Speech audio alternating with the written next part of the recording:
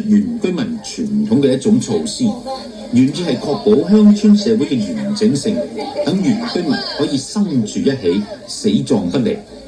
不過呢一種政策就間接令到新界出現咗一批特權階級。喺原居民村裏面，我哋不難發覺到一部分年輕嘅原居民有以下嘅心態。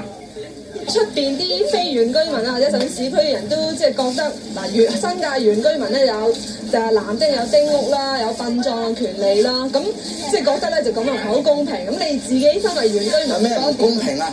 我哋嚟先香港政府係姓鄧㗎，我哋幾百年歷史啦嚇。地方都係我哋買翻嚟㗎，我哋自己開翻嚟，唔係話買翻嚟㗎，我哋係祖宗霸翻嚟㗎嘛。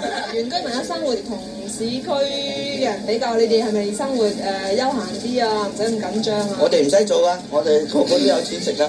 我哋大把田地，出嚟跳舞，你做3年就唞5年。我哋收租都有錢㗎啦。我哋姓鄧啊嘛。太公啲地收咗錢。係啊，個個都有㗎啦。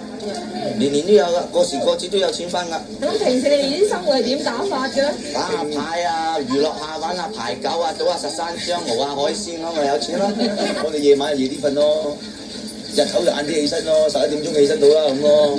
我啲生活習慣就喺元朗啊，飲茶上嚟啊，打麻雀，我咪係咁多嘢。以前都係淨係耕田㗎，淨係識耕田㗎咋。依家有啲淨係識使錢啊嘛，啱唔啱啊？啊，老豆賺錢仔享福，牛耕田馬食谷啊嘛。